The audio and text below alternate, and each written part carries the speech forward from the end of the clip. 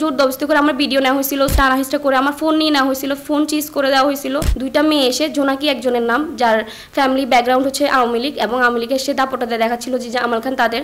আসসালামু আলাইকুম, আমি সম্মিলিত বেসরকারি বিশ্ববিদ্যালয়ের মুখপাত্র বলছি এবং মহানগরের সংগঠক। আজকে আমাদের একটা মিটিং ছিল, যেহেতু কালকে আমাদের একটা প্রোগ্রাম মেয়েদেরকে নিয়ে। তো আমি জামাল খান যথারীতি টাইমে উপস্থিত হই। সেখানে উপস্থিত হওয়ার পরে হঠাৎ করে দুইজন মেয়ে এসে আমাকে মানে এক ধরনের মব করা ট্রাই করে, যেটা মানে একদম পাবলিকলি আমাকে থাপ্পড় মারা থেকে শুরু করে, চুল টানা থেকে শুরু করে আমার উপর আক্রমণ করা শুরু করে, এবং বিভিন্ন ট্যাগ দিতে থাকে যে আমি বন্যার টাকা মেরে খেয়েছি এবং বিভিন্ন মানুষ থেকে টাকা নিয়েছি, সাংগঠনিক পরিচয় দিয়ে এসব চাঁদাবাজ বলে আমাদেরকে ট্যাগ দিতে থাকে। তো যেহেতু আমি সিনক্রেট করতে পারতেছিলাম না, আমি একা ছিলাম এবং আমার পাশে দুজন মেয়ে ছিল। ওই মেয়েগুলা বলতেছিল যে কি হয়েছে, সমস্যা আমাদেরকে বলেন, বাট তারা কারো কথা শুনতেছিল না, সিনক্রেট করতেছিল এবং ওদেরকে বলতেছিল ওরা যদি কোনো কথা বলে তাহলে তাদেরকেও সেই ট্যাগগুলো দেওয়া হবে। তখন যে কি আমি বলি যে আচ্ছা ইলেকশন কি হয়েছে ঘটনা, আপনারা কেন এত উত্তেজিত, আমাকে বলেন, আমি শুনি। তো তারা শুনতে চাচ্ছিল না। রাস্তার মধ্যে আমাকে টানা হিস্টা করে আমার ফোন নিয়ে নেওয়া হয়েছিল, ফোন চিজ করে দেওয়া হয়েছিল এবং আমাকে থাপ্পড় থেকে শুরু করে চুল টানা থেকে, আপনি যদি সিসি ক্যামেরা ফুটেজ চেক করেন আপনারা সবকিছু দেখতে পাবেন। তো এরকম করা হচ্ছিল।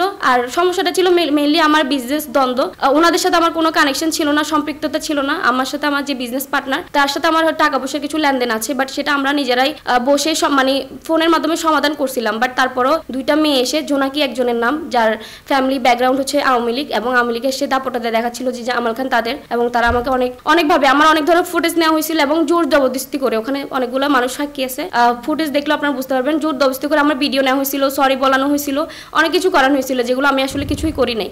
আমি এর সুষ্ঠু বিচার চাই। আমি চাই না এরকম, আমাদের সেফটি কোথায়, আমার ভার্সিটির সামনে আমাকে মারা হয়েছে। কালকে যে আমি যে একটা সংগঠনের একটা ওন করি বা আমরা যে দেশের জন্য কাজ করব, আমার তো কোনো দেশের নিরাপত্তা নাই যে কেউ আসে আমাকে এরকম ট্যাগ দিয়ে ধরে দোলাই দিল, মেরে ফেললো। তাহলে আমি এর নিশ্চয়তা চাই, আমি সেফটি চাই।